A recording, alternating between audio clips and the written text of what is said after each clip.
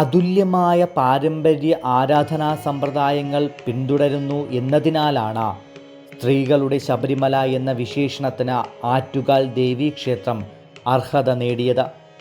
അവയിൽ ഏറ്റവും പ്രസിദ്ധവും ലോകശ്രദ്ധ നേടിയതുമായ ചടങ്ങാണ് ആറ്റുകാൽ പൊങ്കാല.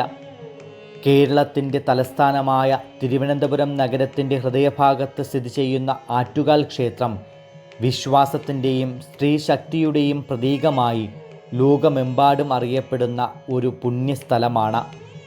പ്രതിവർഷം മലയാള മാസം കുംഭത്തിൽ കാർത്തിക നാളോടെയാണ് പൊങ്കാല മഹോത്സവത്തിന് തുടക്കം കുറിക്കുന്നത്.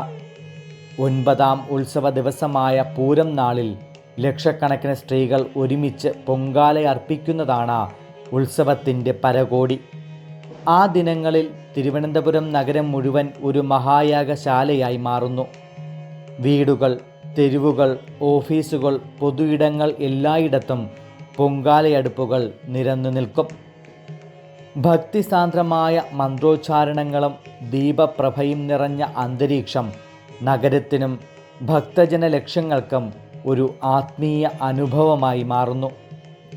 ലോകത്തിൽ ഏറ്റവും കൂടുതൽ സ്ത്രീകൾ ഒരുമിച്ച് പങ്കെടുക്കുന്ന മതചടങ്ങെന്ന പ്രത്യേകതയും ഈ പൊങ്കാലയ്ക്ക് ലഭിച്ചിട്ടുണ്ട്. വർഷം തോറും പങ്കെടുക്കുന്ന ഭക്തരുടെ എണ്ണം വർദ്ധിച്ചുകൊണ്ടിരിക്കുകയുമാണ്. ആറ്റുകാൽ പൊങ്കാലയുടെ പ്രാധാന്യം ചരിത്രപരവും സാഹിത്യപരവുമായ ഒരു മഹത്തായ ഐതിഹ്യവുമായി ബന്ധപ്പെട്ടതാണ്. തമിഴ് സാഹിത്യത്തിലെ പ്രശസ്ത സംഘകൃതിയായ ചിലപ്പതികാരം എന്ന കാവ്യത്തിലെ നായികയായ കണ്ണകിയുടെ ദിവ്യരൂപമാണ് ആറ്റുകാൽ ഭഗവതി എന്ന് വിശ്വസിക്കുന്നു.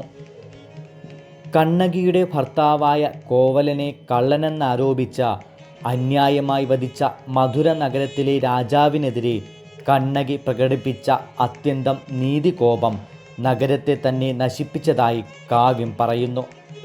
കണ്ണകിയുടെ ധാർമ്മിക ക്രോധം അഗ്നിയായി പൊട്ടി മധുര നഗരം ചുട്ടെരിച്ചുവെന്നതാണ് ഈ കഥയുടെ സാരാംശം. മധുരയുടെ നാശത്തിന് ശേഷം കണ്ണകി ദക്ഷിണഭാഗത്തേക്ക് യാത്ര തിരിച്ചു. കന്യാകുമാരി കടന്ന കേരളത്തിൽ പ്രവേശിച്ച ദേവി കൊടുങ്ങല്ലൂർ ഭാഗത്തേക്കുള്ള യാത്രാമധ്യേ ആറ്റുകാൽ പ്രദേശത്ത് എത്തിച്ചേരുകയായിരുന്നുവെന്നാണ് വിശ്വാസം.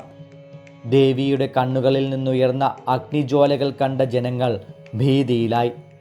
അവളുടെ ദൃഷ്ടി പതിച്ച ഇടങ്ങളൊക്കെയും തീപിടിച്ചു. ഈ ക്രോധാവസ്ഥയിൽ നിന്ന് ദേവിയെ ശാന്തയാക്കുവാൻ നാട്ടുകാർ പ്രാർത്ഥനകൾ അർപ്പിച്ചു. ദേവിയുടെ കോപം ശമിപ്പിക്കുവാൻ സ്ത്രീകൾ മൺകലങ്ങളിൽ അരിയും വെള്ളവും ചേർത്ത് പാകം ചെയ്ത നൈവേദ്യമായ പൊങ്കാല സമർപ്പിച്ചു.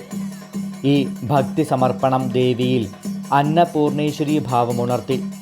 അവൾ ക്രോധരൂപത്തിൽ നിന്ന് കരുണാമയിയായ മാതൃസ്വരൂപമായി മാറി.